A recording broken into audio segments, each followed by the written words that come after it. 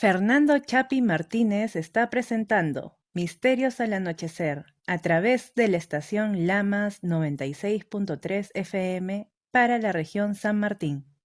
Amigos, y ahora continuando con Misterios al Anochecer, pues vamos a hablar de un tema que ya ha ocupado, aunque brevemente, los anteriores y por ende primeros programas de esta edición de Misterios al Anochecer para las ciudades de Tarapoto y Lamas a través de los 96.3 de Estación Lamas, la mejor imagen para escuchar. Y pues tenemos aquí a un entrevistado, a un amigo, él es un lector no solamente del libro de Urantia, este texto del que, como ya les dije en anteriores ocasiones, pues muchos entendemos que podría tratarse de una auténtica revelación venida de instancias, llamémosle así, elevadas, celestiales, por ponerlo a un lenguaje más común. Y bueno, él es Cristian Figueroa Colón, directamente desde Puerto Rico, que además no solamente es lector, es estudiante, como le decimos nosotros, del libro de Urantia, sino que incluso tiene un blog muy interesante que aúna dos extremos que para muchos están reñidos: el tema de una revelación espiritual, como es el libro de Urantia, con la ciencia. Su blog se llama Confirmando el libro de Urantia, está en la plataforma Blogger, o sea, Confirmando el libro de Urantia, blogspot.com, ¿no? .blogspot.com. Y bueno, sin más preámbulo, bienvenido, amigo Cristian. Muchas gracias por invitarme a tu programa y esperemos poder compartir sobre esta revelación que es importante para la humanidad y esperemos que esta información les sirva para comprenderlo un poco más y que sea de introducción a lo básico. Así es, exactamente. Vamos a ir a nivel básico porque entendemos que en realidad en general aquí en mi país, en Perú, y en realidad en general en el mundo, la revelación no es muy conocida aún.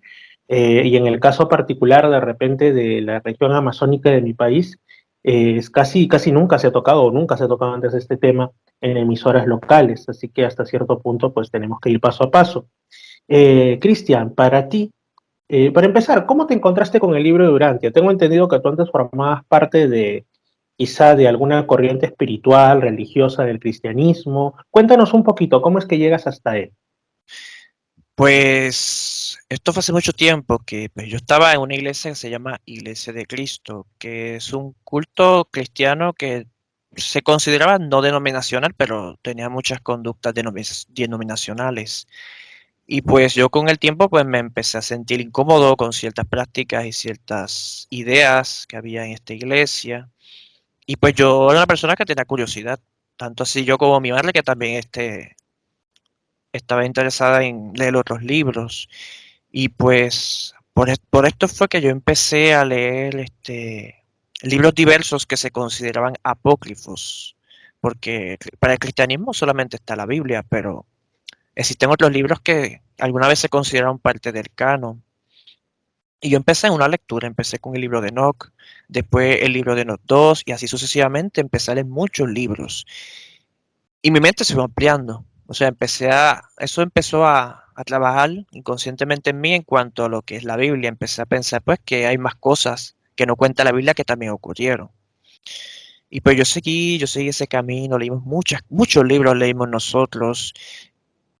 Y hubo un momento donde llegamos a un punto en que nos volvimos lo que denominan anti-Jehová. O sea, Oh, eso fue una etapa, porque vimos unos videos de YouTube que empezaron a utilizar citas de forma incorrecta para crearte una idea de que el Dios del Antiguo Testamento es malvado y el de Nuevo es amor y todo eso, y que hay dos dioses y todo ese revolú. Entonces, pues, por un tiempo, pues, estuvimos en eso. Pasamos por muchas corrientes, el gnosticismo, el judeo-menesianismo, tratamos de guardar el sábado, o sea, estamos en una búsqueda, en una confusión constante, buscando aquí, buscando allá.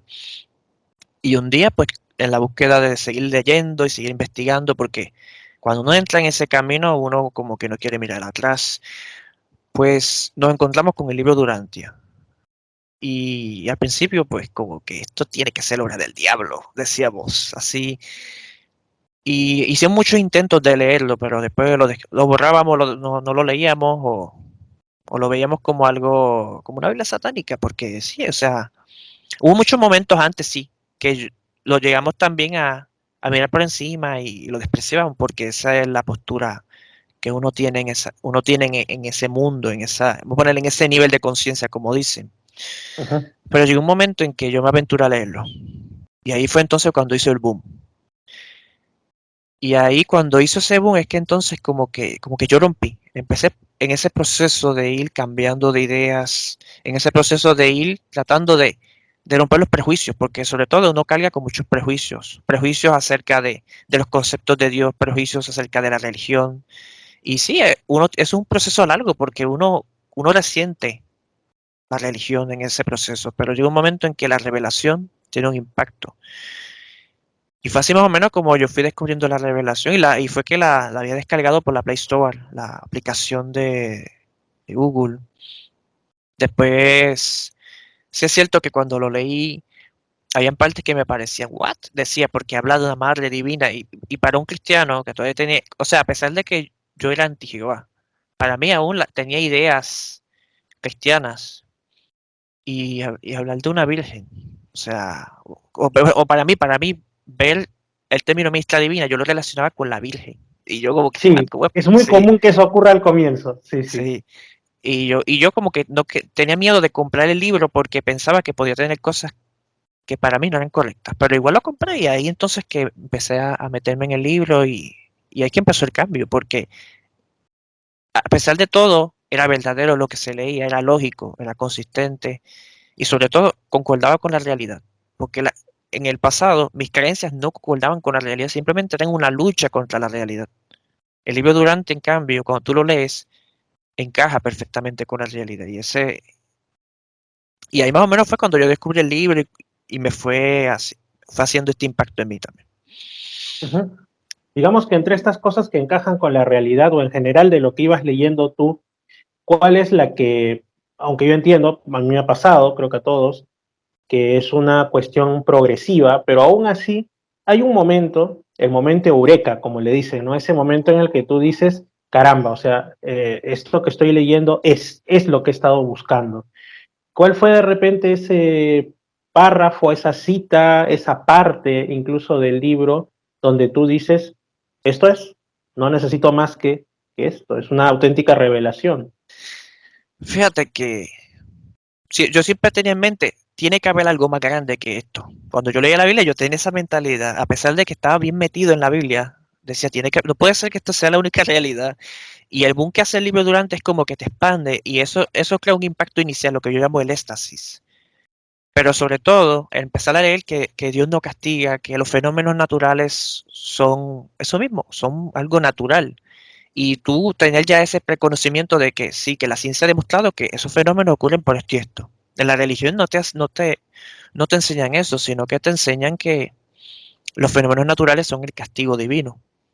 Y a medida que yo iba leyendo cosas como esta, que concordaban con la realidad que uno vive en el presente, pues entonces decía, esto tiene que ser cierto, o sea, todo es, todo concuerda más con la realidad y menos con la fe, porque lo que pasa es que cuando uno está en la religión, pues mucho de lo que uno acepta es por fe.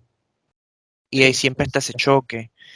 Pero sí, fui leyendo, incluso el tema de la evolución, que fui leyendo más adelante también, me impactó porque yo siendo cristiano, yo veía la evolución como algo diabólico, pero veía las evidencias de que la evolución es real y trataba de negarlas que eso era obra del diablo, que se inventó las evidencias para destruir la fe.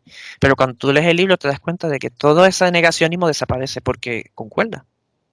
Te das así. cuenta que Te das cuenta que no estás ante una obra negacionista que intenta negar todo por el bien de sí mismo, sino que trata de coordinar. Ese es el propósito de la revelación, sobre todo coordinar el conocimiento humano en la ciencia, en la religión, en la filosofía. Ujú. El libro Durantia empieza, bueno, en realidad tiene 4 partes, ¿no? Mm. Vamos por ahí, pero además de esto tiene un prólogo. Yo siempre digo que una de esas tantas pruebas de que definitivamente no puede ser obra humana es que en cualquier libro hecho, ya sea para hacer una cuestión narrativa o divulgativa, por manos científicas o literatas, pues siempre el prólogo, la introducción son como decimos aquí, lo más masticadito, lo más suavecito, porque se busca enganchar al lector para que se quede en el resto del texto, ¿no? Y ya después ya vendrá la trama totalmente, digamos, extendida. Pero en el libro Durante es al revés. Cuando tú lees el prólogo, se trata de entidades espirituales que intentan darte, vamos a decirlo así, no un glosario, pero al menos sí una especie de pautas, de términos, que después vas a necesitar porque si no, no vas a entender. Cuando te hablen de Dios, vas a tener una idea de tu religión previa o una idea que parta de la antropología, en fin, pero no lo que te están queriendo decir respecto a Dios. Hay otros términos más que se van explicando en el libro, como morontia, etcétera, ¿no? Pero en el caso del prólogo es muy denso, es lo que a muchos les desanima. Siempre se recomienda que, como en cualquier otro libro, se lea en orden de inicio a final, pero muchos prefieren ir a la parte tercera, que habla de, digamos, justamente lo que tú dices, ¿no? La evolución de la vida en la Tierra hasta el inicio, los inicios de la especie humana, que es radicalmente distinto como lo plantea la ciencia según el libro Urantia, y la parte cuarta, que es obviamente narrativa y encantadora e inspiradora para el día a día, que nos habla de la vida y enseñanzas de Jesús de Nazaret. Pero, como digo, el prólogo es densísimo, ¿no? Yo sé que es difícil conceptuarlo en pocos minutos, pero dándolo así, digamos, para alguien que nos esté escuchando, eh, ¿cómo ve el libro Durante a Dios? Para él, ¿quién es Dios? Pues el libro de Urantia nos presenta a Dios como una persona. Eso es lo más importante, entender que en la revelación se nos está presentando a Dios como una persona que puede comunicarse contigo y tú te puedes comunicar con él. Una persona que no tiene ira, que no tiene emociones negativas humanas, pero que sí comparte de una forma superior lo que es el amor y el altruismo. En este caso, pues Dios se presenta como una persona que lo llena todo, a pesar de que podemos ubicarlo en un lugar, pues para simplificar podemos decir que Él lo llena todo y que nosotros vivimos en Él y que Él desea que lleguemos a Él.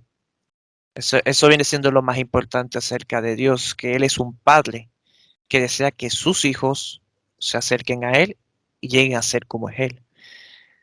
Claro que Dios abarca muchas realidades, claro que Dios abarca muchas jerarquías, muchos niveles, pero en el fondo la revelación quiere que nos acerquemos a Él en lo más básico, que entendamos que es un Padre, que no tiene ira, que no tiene odio, no tiene enojo, no busca la venganza y que Él ama a todas las personas por igual. Y que no hay nada en Él que tú tengas que temerle, porque en el fondo somos parte de Él, Él nos dio la vida. Y prácticamente, o sea, a pesar de que también hay asuntos como la Trinidad y todo eso, pues el monoteísmo siempre fue el punto más importante de las revelaciones anteriores, que eso es algo pues que es más complicado, más difícil de explicar, pero sí han habido otras revelaciones.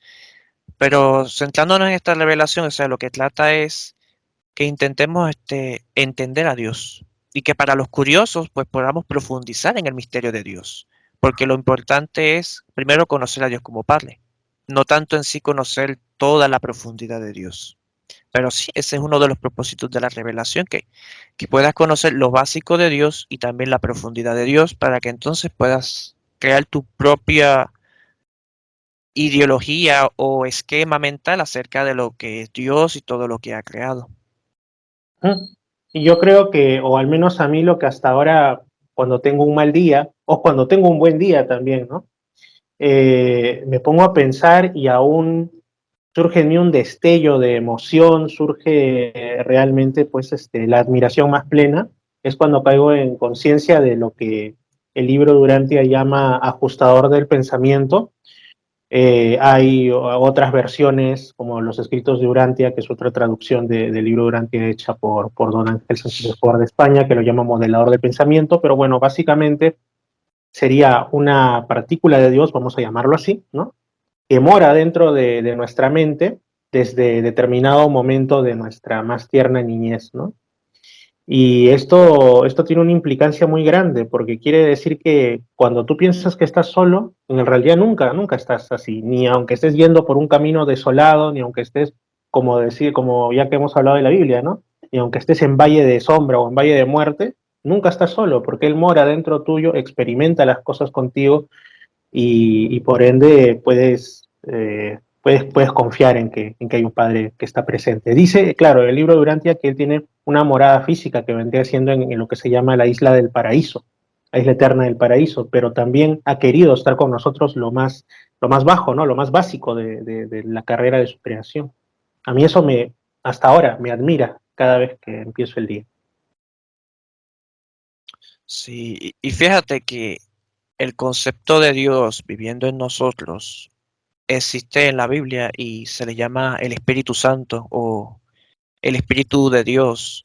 Entonces, cuando uno escuche el concepto de Espíritu de Dios o Espíritu Santo, pues tiene que simplificarse en que es Dios viviendo en nosotros, en el fondo es lo mismo, y que ajustador es una forma mucho más técnica de explicar la función de este Espíritu de Dios. Ajusta, modela, y a pesar de que uno se puede explayar explicando todo lo que habita dentro de nosotros, aparte de este Espíritu, en el fondo trabajan como uno, por lo tanto, no hay que explayarse explicando todo ese asunto en un sentido de cuando uno va a llevar el mensaje. Simplemente Dios te habita.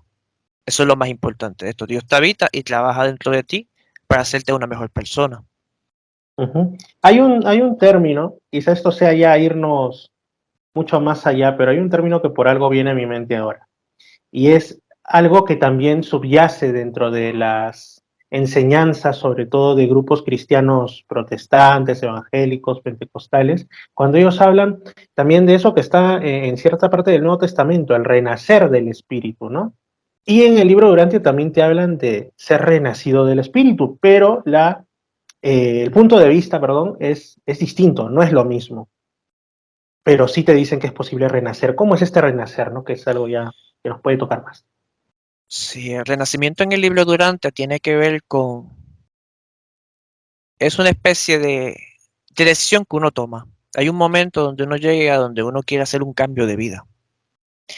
Y en ese transcurso, pues uno empieza pues a aumentar los niveles de conciencia, porque es importante empezar a ser consciente de los demás, del medio ambiente, de Dios.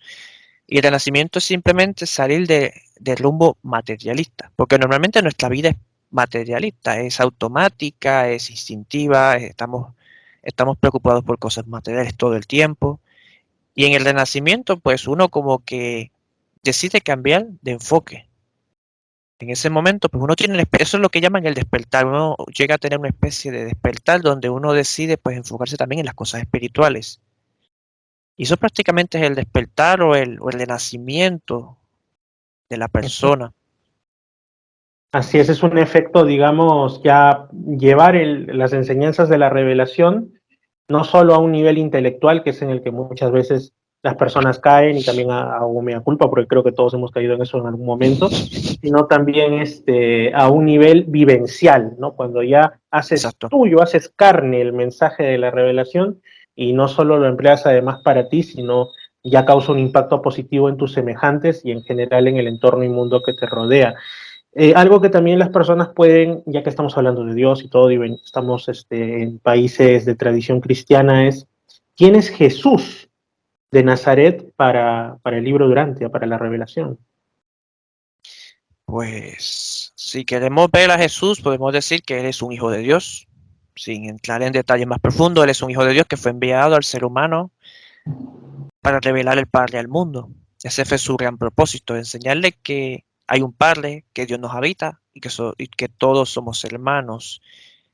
Y ese fue su gran propósito. Aparte de que también pues vino a la carne a habitar entre nosotros para experimentar la vida humana. Ujú, Eso viene siendo lo más básico que podemos ver de Jesús, pero si queremos profundizar un poco en su divinidad, pues ujú. ahí que entra entonces que él pertenece a un orden llamado el orden de Micael, que es una jerarquía. Algunos creyentes en el cristianismo pues están muy cerca de este concepto, por lo tanto Así es. no es algo tan difícil de explicar porque hay ciertos creyentes como los adventistas o los testigos de Jehová que reconocen que Jesús es un príncipe del cielo, un arcángel, como ellos lo utilizan, el arcángel Micael o el arcángel Miguel.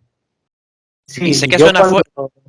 sí, yo cuando leí eso, o sea, bueno, yo tengo familiares que son tanto igual, adventistas como testigos de Jehová. Y cuando yo me enteré que ellos consideraban yo ya para ese entonces era lector del libro durante algún tiempo, que ellos consideraban que Jesús de Nazaret había sido previamente el arcángel Miguel, o sea, Micael, Micail, como quieran decirlo en idiomas semíticos, fue un choque, fue realmente como si me hubiese dado contra la pared, pero no por un tema doloroso, sino por un tema de despierta, ¿no? ¿Eso dónde lo he leído? Eso lo he leído en el libro Durantia.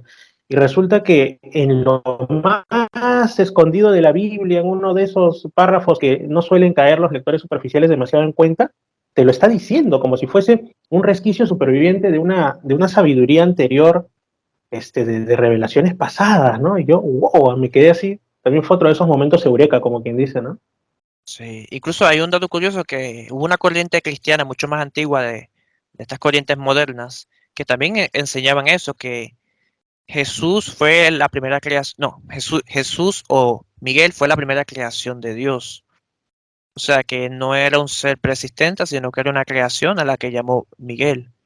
Y que él envió a Miguel pues para salvar a la humanidad en esa creencia. Y no está muy lejos de la realidad. O sea, a pesar de que Jesús nunca se reveló a sí mismo como Miguel. ¿Por qué? Porque él se adaptó a esa época. Y obviamente pues era difícil explicarle ese concepto a personas que lo que estaban esperando era un Mesías, en el fondo, el Mesías, el elegido, y él tenía que presentarse de alguna manera que no estuviera muy lejos de los conceptos de la época.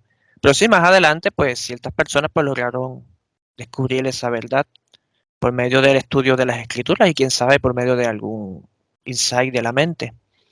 Ujú, así es.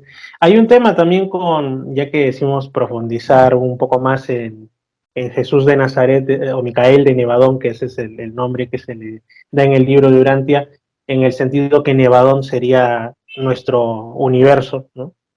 Y bueno, él sería el Micael a cargo de, o gobernante de, ¿no? Por Ujú, decirlo así, así es. por ponerlo simplificado también.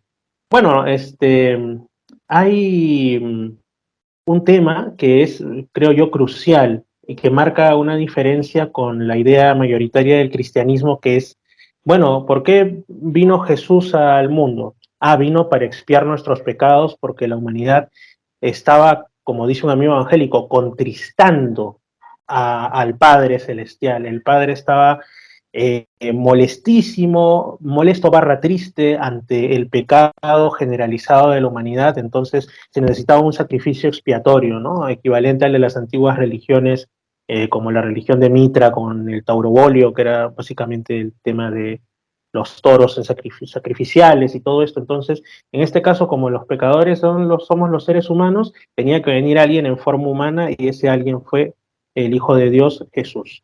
Esa es la idea que se tiene, pero para el libro de Urantia, para la quinta revelación, Jesús vino aquí por otros motivos que son de un orden de repente un poquito más complejo de entender y más aún un poquito más complejo de internalizar, que no tiene nada que ver con eso. Podríamos decirlo a un nivel más light, ¿no? De que vino aquí y se quedó con nosotros para despertar la esperanza de que hay una vida más allá de la muerte, de que la muerte no es el final de todo, sino que pues mediante su resurrección, demostrarnos, oigan, esta forma glorificada que yo tengo, que en el libro grande se le llama morontia o morontial o moroncial, es la que ustedes van a tener cuando dejen esta encarnación tras la muerte. Pero más allá de eso, se nos dice que él efectivamente es un gobernante, el gobernante de nuestro universo llamado Nevadón, pero hay una serie de lo que se conoce como autotorgamientos que tienen que hacer esos hijos de Dios para ser reconocidos como los eh, gobernantes ya en funciones, ¿no? Con todo la vara de mando, por decirlo de una manera muy terrenal de su universo. Y tienen que hacer 7 en total, cada uno de ellos como un tipo de criaturas distintas de su universo. Y la última es como lo más bajo de la escala, la carne mortal, el ser humano. Es un requisito que tiene que cumplir. ¿Por qué? No lo sabemos y nunca lo sabremos. Pero por eso es que él encarnó aquí, como uno más de nosotros. Justamente esa es otra de las cosas para mí fascinantes, ¿no? De que Jesús no tuvo un nacimiento espectacular, no nació de una persona, digamos, sin tener sangre paterna, por un influjo puramente espiritual, pero aún así me parece maravilloso. ¿Qué puedes opinar de esto, amigo Cristian? De Jesús, de eso, todo ello. Pues fíjate que es bien interesante porque todo, cuando uno estaba pues en la corriente cristiana, pues siempre se nos enseñó que Jesús había nacido de una virgen y, y que fue por medio del Espíritu Santo que Jesús apareció en la tierra. Pero la revelación viene y te muestra que Jesús nació como cualquiera de nosotros y que fue de la unión de un hombre y de una mujer. No fue que el Espíritu Santo tuvo un contacto con María y apareció Jesús, no, sino que Jesús decidió encarnarse en, vamos a ponerlo así, en la célula que se estaba gestando ahí. Y ahí fue que entró en el mundo y que experimentó como humano todo lo que nosotros experimentamos, como decías tú, Fer, para cumplir su autootorgamiento. Quería añadir algo del autootorgamiento y es que él hizo su autootorgamiento para obtener la soberanía completa. Es decir, él como gobernante comprensivo, misericordioso y que no desea tomar el poder a la fuerza como un dictador, decide ganarse la soberanía completa. ¿Por qué? Experimentando la vida de lo que él ha creado. Y eso lo hace por medio de sus diferentes manifestaciones, como que él fue un ángel, o fue un hombre, o fue un Adán. Incluso hay leyendas cristianas antiguas donde se habla de que sí, de que Jesús sí tuvo experiencia como un ángel. Y Sí. eso es bien curioso, como que él sí llegó a ser un ángel y después llegó a ser un hombre. O sea, que había cierto conocimiento de lo que llaman autootorgamiento. Y aunque la palabra autootorgamiento suene difícil, pues lo podemos simplificar como un ministerio de gracia o un ministerio de donación, donde Jesús nos entrega a sí mismo, se da a sí mismo por las criaturas que él ha creado. Es como una Ujú. especie de servicio generoso, donde él mismo se entrega para conocerlas y ayudarlas, porque en todas las encarnaciones que Jesús tuvo, él ayudó, él hizo algo por esas personas. No fue de estadía a pasarla bien, sino que intentó hacer algo en ese proceso. Pero Así volviendo, es. sí. Pero volviendo a Jesús en la carne, pues sí, o sea, él vivió como un hombre, la mayor parte de su tiempo antes de su ministerio público, él lo que hacía era vivir, conocer, experimentar y cumplir con las exigencias básicas de lo que es el judaísmo. O sea, él fue un judío entre los judíos, él cumplía la ley y a pesar de que era un poco liberal en ese aspecto de la ley, él trató de mejorar a su pueblo. Claro, tratando de tomar siempre las cosas más elevadas de su época. Eso es bien importante entender que Jesús trabajó con lo que tenía a la mano. Él no trató de traer conceptos demasiado avanzados. Y que él viviendo como ser humano, pues conoció toda clase de personas y en el fondo, o sea, él no necesitó milagros para hacer su trabajo. Él demostró que, o sea, de que se puede hacer grandes cosas sin poder. O sea, en su segunda faceta de su vida, pues sí, hizo ciertas cosas, muy pocas, pero hizo ciertas cosas porque eran necesarias o porque eran la voluntad de su padre. Incluso se puede añadir que ciertos seres, por así, ángeles, hicieron cosas que incluso lo sorprendían él mismo en ese momento. Ujú. Pero que en el Sobre fondo, todo, sobre todo, digamos que de los hechos que en la Biblia se narran como milagrosos, según el libro de Urantia, efectivamente son hechos que ocurrieron, pero la ujú, mayoría no fueron milagros, obedecieron, digamos, a conocimientos de Jesús sobre, digamos, las cuestiones de la evolución de las enfermedades o cosas así, o fueron, como tú dices, obra más bien de esas entidades que para simplificar llamaremos ángeles, pero vamos adelantando que en muchos casos podría tratarse de lo que el libro de Urantia conoce como los seres intermedios o medianos, que son, vamos a decirlo así, criaturas, seres que viven con nosotros, que están en un nivel de existencia entre lo bajo material que nosotros somos y lo puramente espiritual, son algo así como nuestros primos o nuestros hermanos a nivel de la creación. Y bueno, la cuestión es que sí, fue algo así, pero sí hubo ciertas circunstancias que el libro Durante acepta que fueron efectivamente milagros de Jesús. Por ejemplo, el tema de la resurrección de Lázaro, ujú. que los propios reveladores no se ponían mejor dicho, aceptaban que había cierto misterio en cuanto a su llevada a cabo, etcétera, por ahí algún otro más. También en el caso de la multiplicación de los panes y los peces, fue un milagro en el sentido de que se anularon algunos factores como el tiempo y el espacio para, digamos así, aumentar ahí los elementos. Lo estoy tratando de desgranar a un nivel bastante básico, pero fue ese tipo de cosas que obviamente a ojos de una persona sí es un milagro, porque nosotros hacer eso jamás, ¿no? Sí.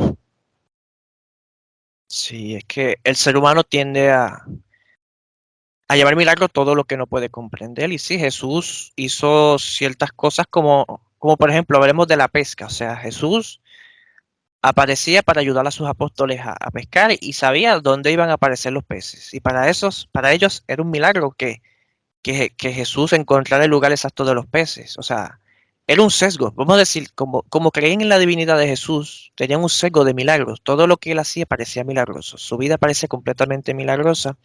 Y es lo que también contribuyó a que en un futuro se crearan mitos también de su vida anterior, o sea, su vida más privada, estuviera llena también de milagros. Milagros que algunos pues son fuertes porque no son bonitos, no son milagros que tú digas Jesús hizo eso. Hay historias sobre Jesús secando a un niño con su poder, o sea, Ah, son cosas. Sí, en los hay, evangelios apócrifos. Sí, sí, sí, sí.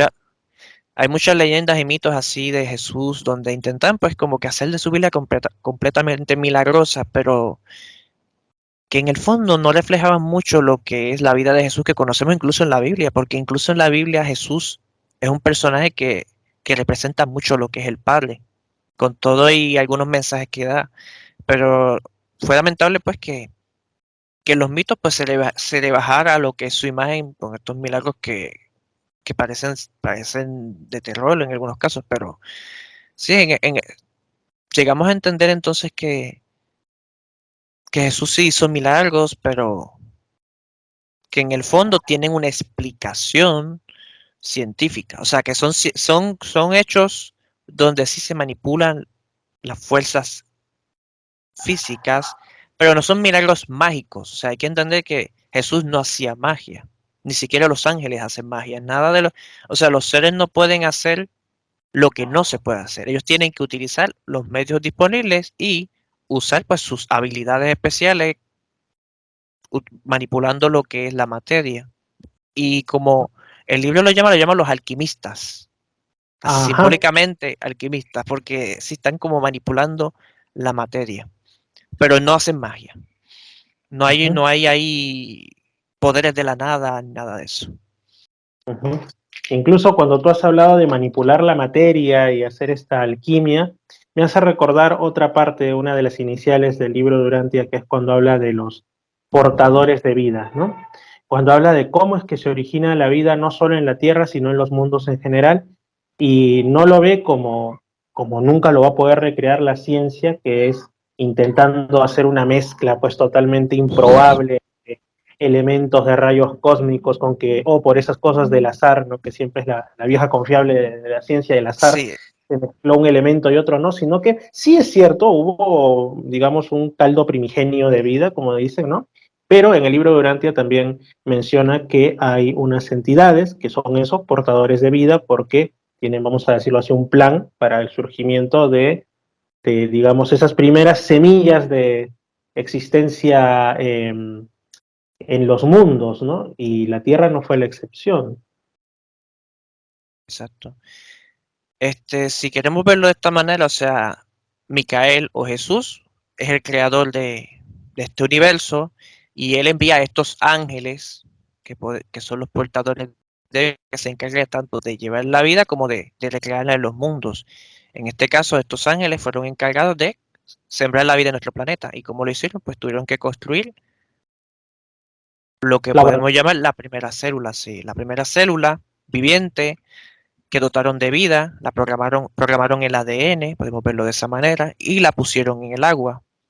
Y así como está programada, esta empezó a evolucionar y a adaptarse al medio ambiente hasta llegar a lo que somos nosotros. Y de ahí es que vienen todo tipo de criaturas, como plantas y animales, bacterias y virus y todo eso. Y que si queremos verlo de una forma bien básica, pues en el fondo Dios creó todo, eso es una realidad, pero si uno quiere ir al misterio, entonces que aquí pues Dios o Micael envían estos ángeles para sembrar la vida en los diferentes planetas. Y que eso no cambia el hecho de que sí, de que en el fondo sí, Dios creó todo y que esa es la realidad. Somos creados en esencia a su imagen y semejanza, porque no, estos ángeles no lo hacen por sí mismos, sino lo hacen para Dios.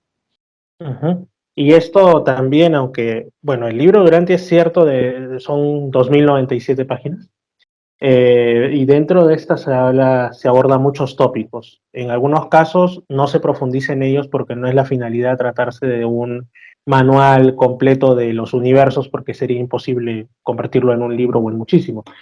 Pero digamos que se dan ciertas pinceladas sobre lo que serían otras formas de vida en otros mundos, ¿no?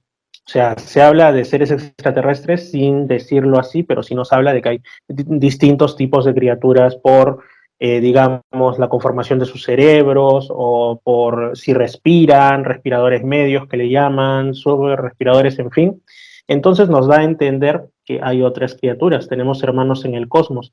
Y probablemente, yo diría que así es, desde mi punto de vista, el hecho de que en ciertas ocasiones, no, o sea, aquí en el programa también se habla de fenómeno ovni y todo eso, ¿no? Así que, suponiendo que al menos una fracción de todos los casos de supuesto contacto con seres de otros mundos que vienen en sus naves por la razón que sea, constituyan verdaderos encuentros, ¿no? O sea, que sea real, llama mucho la atención y esto es algo que a algunos escépticos les incita a mofa de, oye, ¿por qué se parecen tanto a los humanos? Mira, eso es como que fuera un tipo de algún punto de la Tierra. O ese sí es un poco raro, tiene ojos grandes, cabeza grande, pero en el fondo tiene cabeza, tronco, extremidades y dedos. Entonces, ¿cómo es posible? Y podría obedecer, como digo, esto ya es especulando por mi parte, que sea debido a que los portadores de vida replican pues similares fórmulas correctas, vamos a llamarlo así, en distintos mundos y salen seres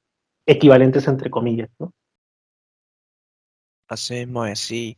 El libro Durante explica que todos los seres humanos del universo son erectos bípedos, o sea, son animales erectos bípedos, o sea, que comparten un tipo de modelo que los conecta a todos. O sea, a pesar de que tengan alas, a pesar de que estén bajo el agua, siguen compartiendo ciertos modelos con variaciones, pero que en el fondo demuestran que sí, que son seres humanos.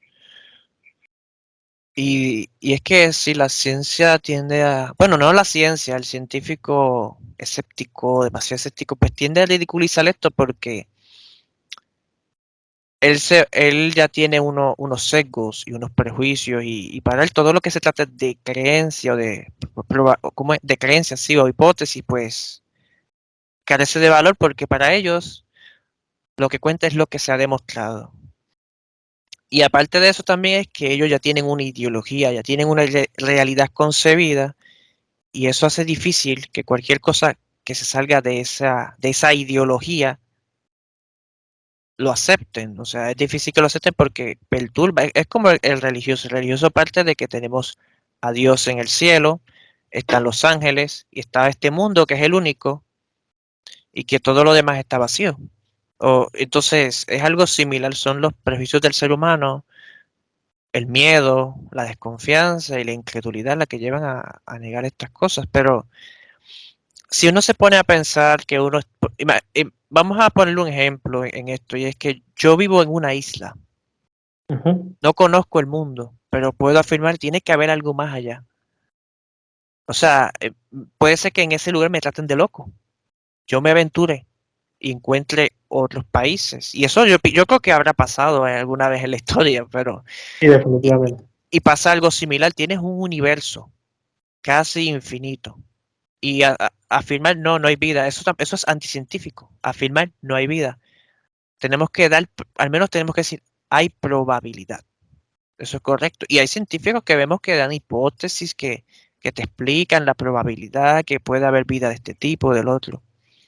Pero no es científico que mientras que no conozcas nada, afirmar científicamente que no hay vida.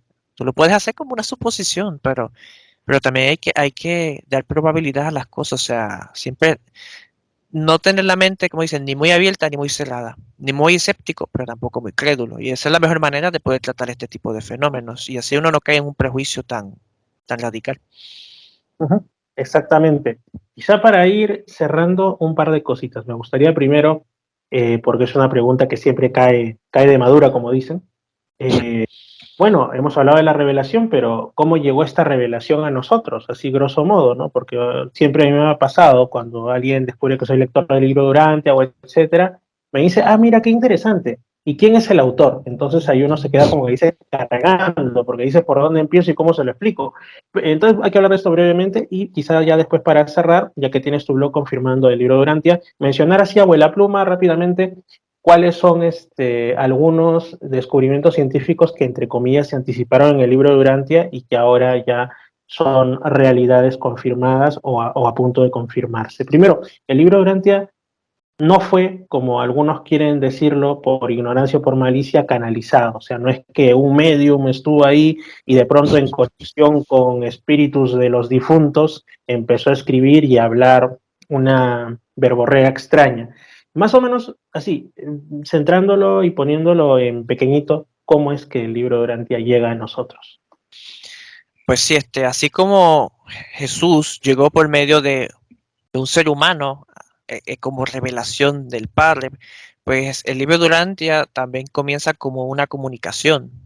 Varios ángeles, viendo de cierta forma, deciden traer una revelación al mundo y utilizan a un psiquiatra como una persona que pues que era un medio útil para recibir la revelación y también deciden utilizar a otro sujeto humano que es desconocido, pero que utilizan como, vamos a decirlo así, como un micrófono para poder hablar.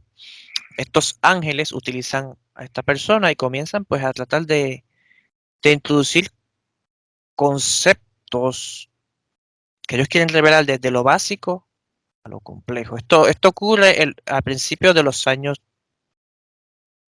sí, a principios del siglo XIX empieza a ocurrir esto, que estos ángeles pues deciden escoger a dos personas para poder comunicar esto. Del 20, más bien, del 20. O sea, ya estaban haciendo pruebas de siglos anteriores, 19 y así, pero en el 20, a inicios 1910, quizás, que creo que Sí, empiezan estas cosas, ¿no? Ujú. ujú. Y ¿cómo se puede decir? Al principio, este personaje que vamos a llamar, que se llama William Samuel Sadler, que los reveladores se escogen pues para recibir las comunicaciones iniciales junto a su esposa, pues actúa de forma escéptica. Él entender, o sea, que no era un medium, no era un espiritista, no era un creyente de fenómenos paranormales, y viene y le llega este fenómeno, pero que lo escogieron porque adrede, o sea, fue a propósito, porque es mucho más fácil manejar parece un escéptico que una persona demasiado creyente, porque el creyente pues tiende a fanatizarse, pero el incrédulo pues lo puedes ir manejando poco a poco y lo hicieron. Pues sí, en esa época más o menos pues se empezó a comunicar, se llegó a hacer un foro. El foro fue un grupo de personas de diferentes clases, amas de casa, médicos, abogados, personas que van a utilizar estos ángeles para poder preparar la revelación. Este foro se utilizó para crear las preguntas. Estas personas hacían unas preguntas, se les entregaban a los ángeles y los ángeles las respondían. Y ahí iban apareciendo unos documentos que quiero aclarar, aparecían materializados, es decir, que de alguna manera de lo invisible lo atraían a lo visible. Aunque suene mágico como lo queremos ver, pero nunca se usó el sujeto dormido, que el sujeto dormido es la otra persona que se utilizó que se utilizó como micrófono. Nunca se utilizó para traer las revelaciones como tal, sino para las comunicaciones iniciales o para cualquier este, información breve o comunicación con la comisión de contacto, porque la comisión de contacto pues estaba compuesta por William Sadler y su esposa.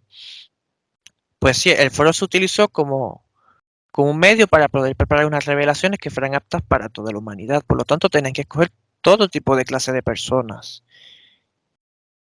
Y al final, después de que se va haciendo todas estas preguntas y se van respondiendo, al final se decide presentar lo que es el libro Durantia ya completado.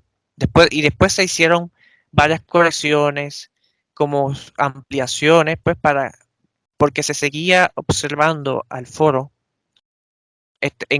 mientras ellos iban leyendo, viendo cómo reaccionaban, cómo entendían, qué dudas tenían y así sucesivamente se fue preparando este libro. Pero en el fondo hay que entender que aquí no hubo nada de espiritismo, nada de brujería, nada de satanismo, o sea, todo completamente alejado de este tipo de cosas. Fue un fenómeno extraño, único, pero que es interesante de estudiar. Hay información adicional acerca de esto donde se puede profundizar. Hay libros como El nacimiento de una revelación que explican cómo fue este fenómeno. También hay otro libro, La historia de los escritos de Urantia. Y hay muchas cosas, hay muchas historias interesantes que sucedieron en esa época. Hay una historia bien interesante que tiene que ver con serafines. Vamos a poner ángeles, que Ujú. ciertas personas son enviadas al lago Michigan. Eran incrédulos, o sea, estas personas, era la comisión de contacto. William Sadler, su esposa, eran incrédulos, eran escépticos de la época. Y se les dice que a cierta hora en el lago Michigan van a ver unos ángeles volando. Y así sucesivamente ellos fueron allí y los vieron. Lo que hoy llaman fenómeno ovni, porque hay ovnis que son ángeles también, que al volar pues parecen una especie de torpedos en el aire, luminosos. Y ese fue un medio que utilizaron para poder aumentar su fe en el trabajo que se estaba haciendo, porque Sadler era una persona que se había dedicado toda su vida a desenmascarar espiritismo, fraudes de magia y todo eso. Y ellos sabían, ellos tenían todo preparado, estaban ahí tirando sus cartas para que lo aceptaran. Y hay que entender que a pesar de que esta historia pues parezca extraña y no es algo es algo de lo que no se está acostumbrado a escuchar una historia así, porque hay mucha historia de medium y comunicaciones, sí, pero esta tiene algo único, porque no fue un fenómeno con gente espiritista o brujos o hechiceros o este tipo de personas que están metidos en todo eso Fue y que al final, un científico incrédulo que al final terminó creyendo ante la evidencia que estaba frente a una comunicación auténtica de tipo, llamémosle sobrenatural, para ponerlo así, así es, y sí. digamos, por encargo de entidades celestiales benévolas. Ujú. Así es, sí, esa es la gran diferencia. Lo otro, quizá para ir cerrando, al final este programa se ha convertido en un monográfico sobre, iniciamos con el libro Grantia, pero bueno, eso es muy chévere. Eh, Otro tema es, ya que tú tienes, como decía, el blog de Confirmando el libro Grantia, resulta que en el libro Grantia, que para empezar se terminó de, digamos, de materializar, como bien lo dijiste, en la década más o menos del 40 por ahí, pero en el año 55 es cuando sale a la luz, ¿no? Sale a la luz y estos ángeles de hecho hacen una última comunicación con la comisión y con una frase de esas pues que a mí me hubiera roto el corazón, le dicen algo así como os habéis quedado solos, ¿no? O sea, como diciendo nosotros ya cumplimos, nos retiramos, de ahora en adelante ustedes mismos son. Pero una vez que se publica, bueno, ahí se ve una serie de cuestiones que después la ciencia ha ido confirmando o está por esa senda de acercarse a que parece que sí, ¿no? Una de ellas es cuando el libro Durante, entre sus descripciones del universo, habla de las islas oscuras, que ya alguien puede ir oliendo por dónde va eso, ¿no? Por favor, coméntanos sobre esto y otras cosas que confirman, como tú dices, hallazgos históricos, etcétera. Sí, en aquellas épocas cuando se dio la revelación, la idea de los agujeros negros pues era muy básica, no se sabía mucho y no había muchos detalles. Y lo importante de este libro, La Revelación, es que ellos no necesariamente estaban prediciendo el futuro como una visión del futuro que ellos veían, sino como que tenían el conocimiento de la existencia de lo que hay. Pero ellos tienen que tomar el concepto más adecuado, más correcto de los existentes en aquella época. Y ellos pues, cuando veían que ese concepto científico pues, estaba incompleto, pues ellos le añadían revelación. Y uno de esos es cuando se habla de los agujeros negros, que le llaman islas oscuras. Pues hemos estado viendo que en estos últimos años pues se ha ido descubriendo que existen realmente, porque habían científicos que lo negaban completamente, decían que los agujeros negros no existen. Incluso han habido debates constantemente de eso, pero últimamente hemos visto que existen, que son reales, que son islas oscuras de gravedad. que incluso adicional a eso, el libro antes dice que pueden tener mundos girando alrededor sin que los absorba, imagínate. Y eso se ha demostrado. Últimamente también hemos visto que hay planetas que giran alrededor de agujeros negros, o lo que Y el libro sobre llama ahí. todo, y sobre todo, que si bien el nombre popular y que permanecerá así por lo visto durante mucho tiempo, por fuerza de que así los conocen, es agujeros negros, pero que en realidad no se trataría de agujeros, sino de cuerpos, y en el libro de Durantia también se habla de eso, y por eso es que no se les menciona con un símil de agujero, sino de isla, que isla nos da una imagen como de algo, pues, que existe, algo material, ¿no? Entonces, esto también es bastante interesante. Sí, es porque el término isla en aquel entonces se utilizaba pues como sinónimo de galaxia, que por la forma que el movimiento de la galaxia, ese movimiento ciclónico. Entonces yo utilizaba en el término viejo islas. Por eso le llaman islas oscuras, porque tenían esa forma curiosa. Y como estamos viendo, y como hemos ido viendo, o sea, en realidad así mismo funcionan, son como unos ciclones que van absorbiendo la luz y todo lo que hay a su alrededor. Pero hay ciertos casos, pues sí, donde hay planetas donde se quedan ahí girando alrededor y no los absorben. Es bien curioso eso. Y otras cuestiones relacionadas con la ciencia del libro tenemos también el universo giratorio. Por mucho tiempo se negó un universo como el que estamos viendo hoy. Un universo que, como dice el libro, el libro antes te está diciendo que el universo tiene una red viva, donde fluye la energía y la materia del universo, y eso se ha ido demostrando. Y vemos que el universo es una red enorme, que las galaxias están interconectadas, aparte de que están todas girando alrededor de un gran atractor. Y el libro nos habla de que hay muchos centros enormes de gravedad, y que incluso hay un gran atractor real, que es el paraíso, que es el que la ciencia tarde o temprano va a descubrir, porque el universo es inmenso. Y el libro te lo dice, el libro te habla de que los superuniversos, que los superuniversos son lugares que están habitados o a punto de ser habitados del universo. Son 7 sectores, así. Dice que son pequeñitos, o sea que donde vivimos, lo habitado es pequeñito comparado con la creación inmensa de galaxias o murallas de galaxias que son parte de supercúmulo, como lo hemos estado viendo hoy en la ciencia. Otros temas confirmados tienen que ver con la genética, con la mejora biológica. Se ha demostrado que hubo una mejora biológica hace 34, 37 mil años por ahí, una mejora que hizo crecer el cerebro en ciertos lugares de Asia. Curiosamente, en esa época es que vinieron Adán y Eva y mejoraron la potencia cerebral. Y, y eso es algo bien importante de esta revelación, incluso con sus limitaciones científicas, porque obviamente no es un libro profético, es un libro que trata de equilibrar entre el conocimiento que se tiene y lo que se va a tener, sin irse mucho hacia el futuro. Pues nos ofrecen cosas que, que se puede decir que apoyan su autenticidad, y no queda como un mero libro de ciencia ficción, que eso es importante siempre verificar los datos. No es un libro que te va a dar todos los datos del futuro, no es National Geographic del futuro, pero sí saben qué datos, los reveladores supieron qué datos tomar, qué datos utilizar. Hay datos que simplemente los utilizan porque saben que en el futuro van a cambiar y van a cambiar y van a cambiar, y por lo tanto no pueden darte el dato absoluto, es imposible por el cambio constante, pero hay datos cuando tienen que ser precisos lo son. Hay otro descubrimiento que tiene que ver El con el... tema de, el tema de las placas tectónicas, de la deriva continental. Tengo entendido que eso no estaba aceptado cuando se reveló el libro de Durantia, pero el libro de Durantia lo menciona. Sí, en esa época había mucho conflicto con esa teoría. Era una teoría, como decir, no grata en ese entonces, pero con el tiempo pues se fue confirmando. Incluso más adelante se confirmó que las placas tectónicas este, eran lubricadas en un mar de basalto, y el libro Durante habla de eso. Y, o sea, hay muchos detalles que el libro toca, porque su propósito fue instruirnos en ciencia conocida y a punto de ser conocida. Como iba diciendo, sí. Ah, el- se había descubierto que todos los seres vivos, las plantas, los animales y los humanos pueden percibir el campo magnético de la Tierra.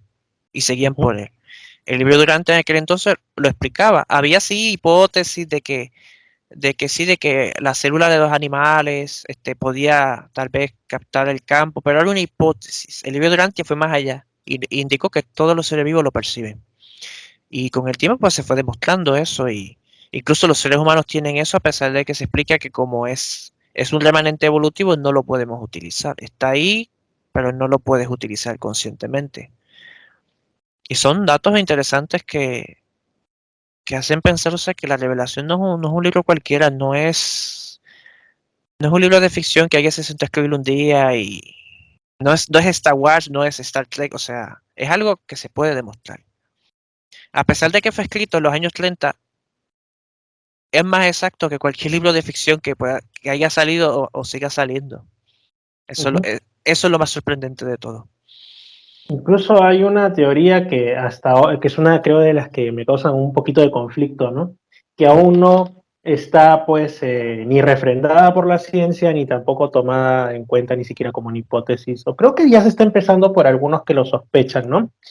Que es, como nos habla de la historia evolutiva de nuestro planeta. Bueno, hay dos cosas. La primera, que el ser humano no apareció en África subsahariana, como usualmente se acepta ahora, ¿no? Y que de ahí se expandió por el mundo, sino que apareció en un lugar impensado para un científico. Un científico te da con un libro de los orígenes de la humanidad en la cabeza, si le dices eso, que es que la humanidad habría tenido su origen en un punto de Asia que no lo especifican, pero que podría estar en el noroeste de la India o por partes de lo que actualmente conocemos como Afganistán o Persia, por ahí más o menos, ¿no? Y que de ahí ya es cuando se produce después la expansión. Pero, digamos, se han encontrado ciertos indicios que son incómodos para muchos científicos ortodoxos, ¿no? Como restos humanos en lugares justamente de Asia, de Medio Oriente o de Europa incluso, anteriores a la fecha en la que, de acuerdo a lo que se suele manejar en literatura científica, los seres humanos habrían salido de África. Y dicen, ¿y qué hace? Hemos encontrado restos en Medio Oriente, etcétera. Entonces, quizás sea algo que poco a poco vaya comprobándose. Y el otro tema, el que sí a mí me causa, además por supuesto que el libro Durante te cuenta la historia de los dos primeros seres humanos que denominan como Andón y Fonta, dos hermanos, te lo cuenta con una serie de detalles de cómo huyen de su familia, porque se tenían cierta conciencia de una inteligencia superior. Es hermoso como lo cuentan, a mí me hace vivir. Y lo otro es cómo te explican la desaparición de los dinosaurios, ¿no? Porque hasta ahorita la teoría hegemónica, dominante, aunque no única, es cayó el famoso asteroide que hizo el cráter Chicxulub allá en lo que ahora es el mar cercano a la península de Yucatán, y bueno, ocurrió la gran extinción masiva de fines del Cretácico, inicios del Triásico, ¿no? El límite KT, como le llaman. Pero el libro Durante te dice que no, te dice que llegaron a un punto, un pináculo de evolución tan, digamos, de expansión de sus cuerpos y todo, que al final se murieron de hambre. O sea, suena bien así como que eso nomás pasó, ¿no? Pero no sé, ¿tú qué opinas de estas cosas? Esto a mí sí me causa cierto conflicto cognitivo, no sé, me pongo así un poquito pensativo. Pues fíjate, de los dinosaurios, pues están habiendo estudios pues que demuestran que los dinosaurios ya estaban en declive incluso antes de la caída del meteorito. Eso es bien interesante, que ya los dinosaurios empezaron a extinguirse mucho antes y que como que el asteroide no fue el causante principal de su desaparición, sino que ya eso estaba ocurriendo antes y que a medida que venía este declive de los dinosaurios y de su supervivencia, pues empezaron a aparecer las aves. Empezaron a ver aves y eso es algo que explica el libro. Entonces, aquí es que los reveladores nunca hablan del meteorito, pero te dan ese detalle que sí se ha ido demostrando. A saber que tal vez como no fue causante principal, no lo mencionan, sino como que fue algo que ocurrió. Hay muchas cosas que han ocurrido que el libro no menciona, pero sí dan ciertos detalles o énfasis en ciertas cosas que sí son ciertas y que poco a poco las van demostrando, porque en aquella época ni se hablaba de declive de dinosaurios. Es algo que se está viendo últimamente, que tenía que ver por sus cerebros y todo eso. Y hablando de Andón y Fonta, Sí. Fíjate que se ha estado viendo que sí que se han estado descubriendo huesos en Asia que dan la posibilidad de que la vida haya iniciado en Asia. Pero ¿qué pasa? El científico rápidamente te dice, no, que fue que tuvieron que haber salido de África y llegaron a Asia. Y todo el tiempo es como que hay un afrocentrismo en cuanto a la vida. Y esto es normal porque esa es la teoría predominante y constantemente cuando tú tienes una teoría tú luchas por esa teoría. No puedes que de la noche a la mañana cambien de teoría a menos que haya una evidencia fuerte. Entonces, si la vida inició en Asia, va a llegar a un punto en donde la evidencia va a llevarlo ahí. Esa es la realidad, pero la ciencia ha cambiado mucho. Había muchos pensamientos erróneos. Hubo un tiempo donde el átomo se consideraba indivisible y ese era el dogma. O sea, no había evidencia de que el átomo fuera divisible. Se sostuvo por mucho tiempo esa teoría y de ahí viene el nombre de átomo, indivisible. Y un día pues logran dividirlo y eso pues causa conmoción en la ciencia, porque la teoría predominante era una, pues así sucesivamente va a ir pasando. La revelación tiene ciertas teorías revolucionarias, tiene incluso una profecía acerca de que el electrón es divisible. Ahora mismo pues la mayoría del dogma es que no se divide el electrón, pero ha habido ciertos indicios de que es posible en ciertas circunstancias dividirse, incluso que hay una teoría que explica de que hay una posibilidad de que el electrón contenga otras partículas y que no sea una partícula primordial como se cree actualmente. Entonces, solo es cuestión de esperar porque tarde o temprano esas profecías, entre comillas, se van a cumplir. Ujú. Hay un tema justamente respecto también a que el libro de Urantia nos menciona que hay un símbolo, el estandarte de Micael lo llaman también, ¿no? Que son 3 círculos concéntricos de color azul sobre un fondo blanco, que tiene también todo un contexto, etcétera, tiene todo un significado, y es el símbolo que aparece también en el libro de Urantia.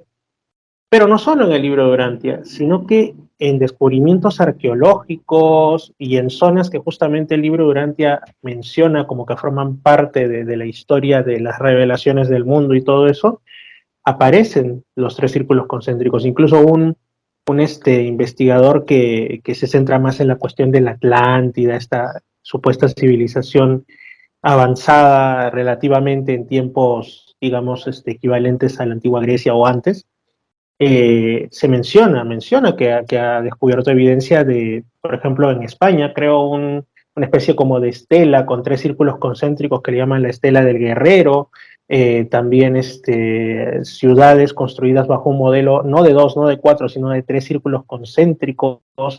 En la Fundación Urantia, allá en Chicago, tienen, por ejemplo, vasijas arqueológicas de Chipre con 3 círculos concéntricos. Entonces parece como que este símbolo hubiese sido olvidado, dormido para la mayor parte de la humanidad, pero que hubo ciertos destellos de personas que lo mantuvieron por un tiempo recordado como un símbolo de la divinidad. Incluso un buen amigo que también es lector del libro de Urantia, Alejandro Merino, con quien he hecho varios videos en mi canal Misterio Infinito Perú sobre estos y otros temas, menciona que en literatura muy especializada y que no está traducida al español de los orígenes del cristianismo, se menciona que uno de los primeros símbolos que utilizaron los cristianos para reconocerse, aparte de la cruz que fue posterior o del ictis, ¿no? Del pescado, eran los 3 círculos concéntricos. Entonces, esto también es para mí un punto de respaldo. Cuando yo he ido a incluso colecciones arqueológicas o cosas así, y por ahí, mirando un poquito más allá de lo evidente, como quien dice, me topo con círculos concéntricos y cosas así, o en petroglifos muy antiguos,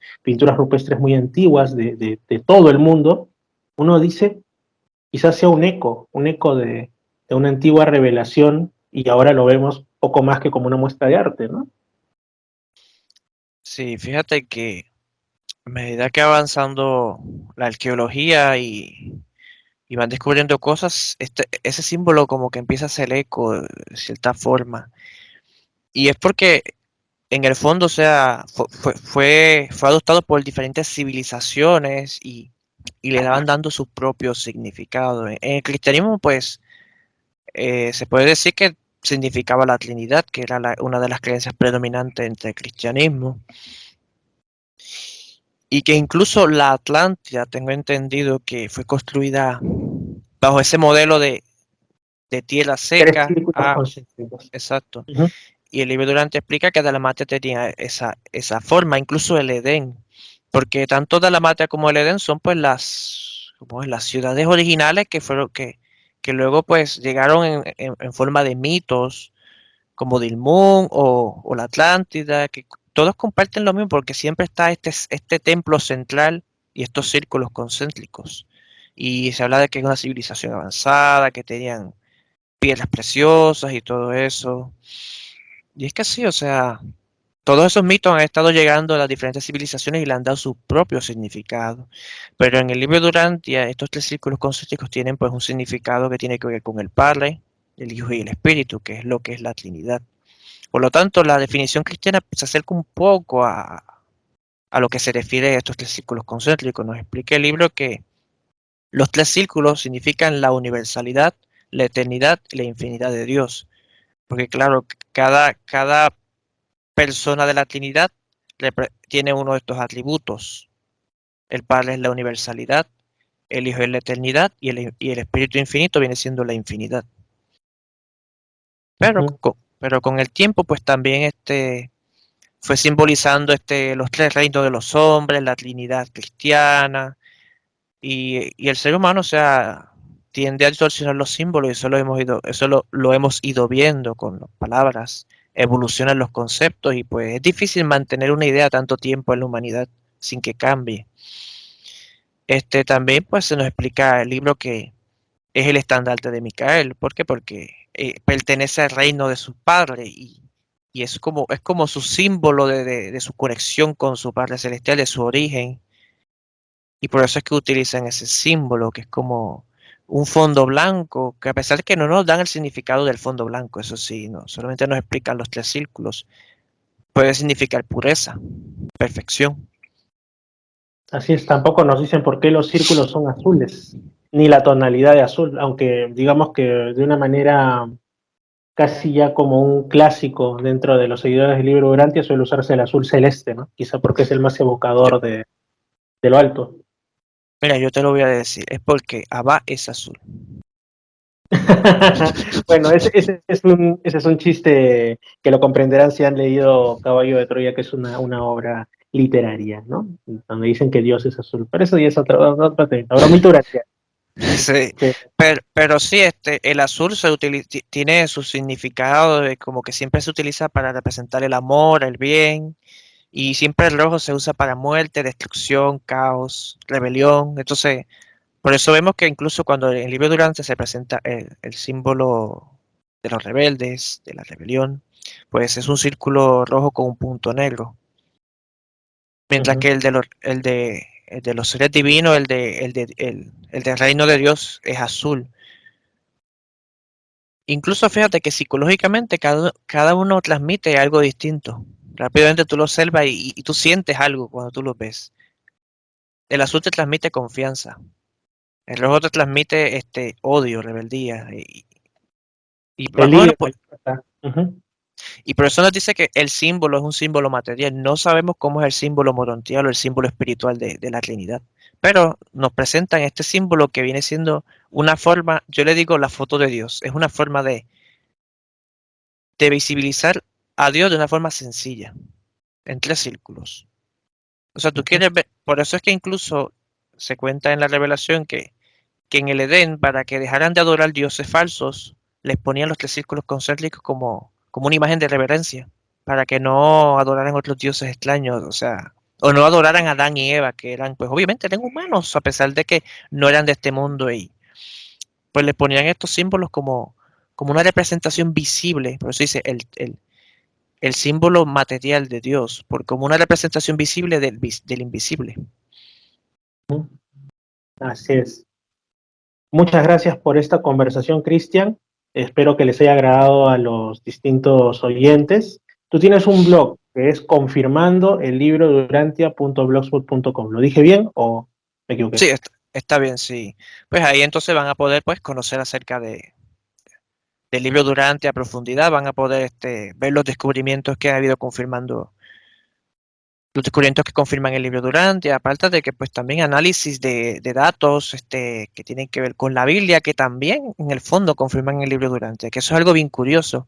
Si vamos a las raíces del lenguaje original de la Biblia, hay cosas o descubrimientos arqueológicos relacionados con la Biblia que también le dan peso al libro y que incluso afectan un poco lo que son las traducciones en sí mismas de la Biblia que existen actualmente.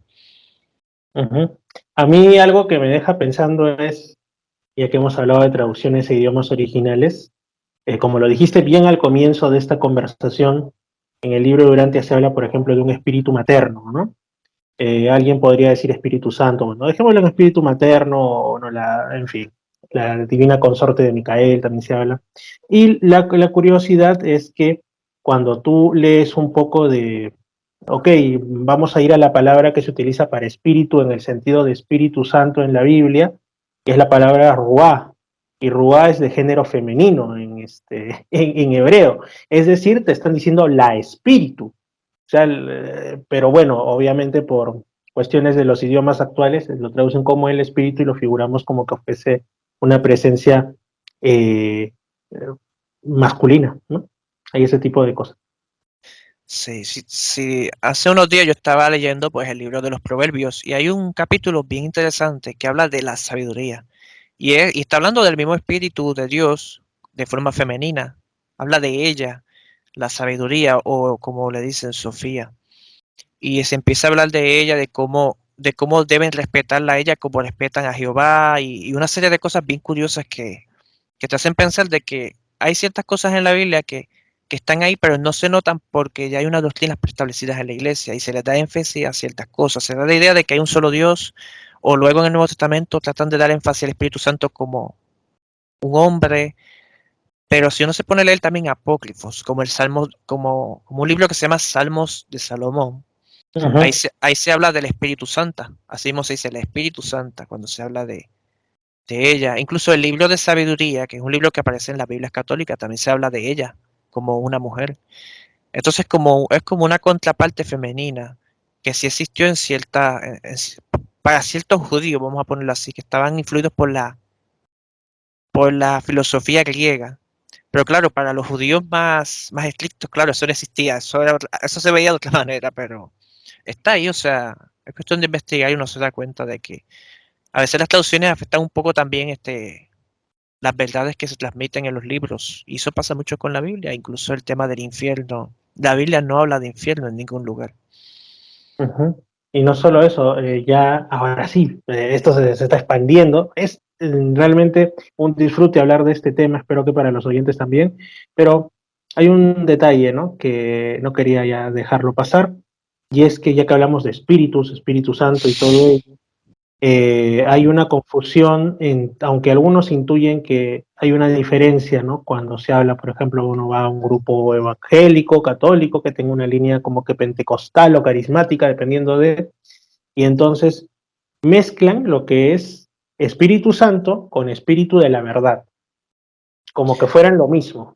Pero en el libro de Urantia se nos dice que son dos cuestiones distintas, ¿no? El Espíritu de la verdad que vendría siendo, estimado Cristian.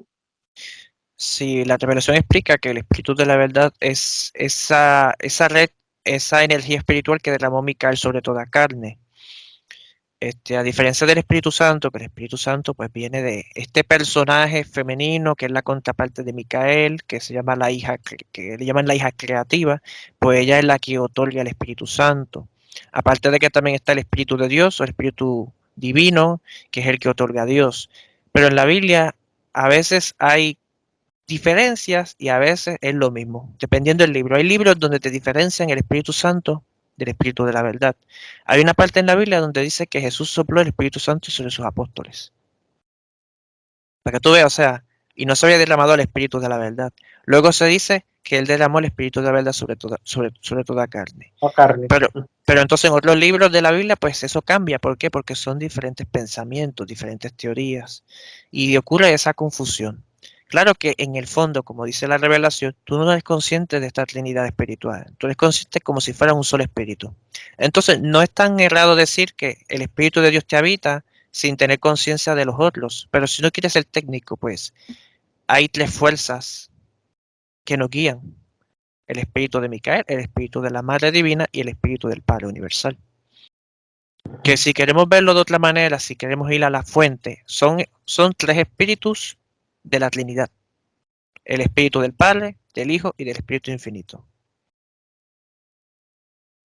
Ahora sí, hemos terminado por hoy, estimado Cristian. Muchas gracias, Cristian Figueroa Colón, desde Puerto Rico. Hemos hablado sobre el libro Urantia. Nuevamente, para recordarles, amigos, confirmando el libro de Urantia.blogspot.com. Confirmando el libro de Urantia.blogspot.com es el blog de aquí del amigo Cristian, que hoy intervenió en el programa. Si quieren leer el libro de Urantia, pues hay distintas maneras de hacerlo. Por ejemplo, en el sitio de la propia Fundación Urantia, que está como urantia.org/es.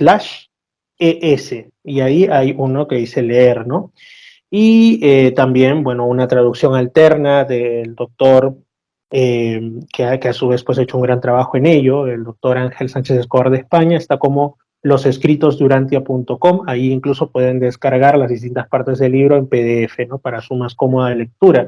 Y ustedes ya saben pues que Misterios al Anochecer se transmite los días sábados de 7 a 8, o a veces como hoy nos pasamos un poco más, de la noche a través de Estación Lamas 96.3 para toda la provincia de Lamas y la provincia de Tarapoto. Asimismo, a mí me encuentran en Misterio Infinito Perú en YouTube, Misterio Infinito Perú en YouTube, con estos y otros contenidos, también en Instagram y en Facebook bajo la misma denominación. Nos vemos el siguiente sábado. Muchas gracias, Cristian. Muchas gracias. Nos vemos. Tengan muy buenas noches, amigos. Reflexiones y espiritualidad, la otra cara del enigma en Misterios al Anochecer. Lamas, Rumisapa, Tabalosos y Tarapoto ya tienen su programa de enigmas y buena música, Misterios al Anochecer.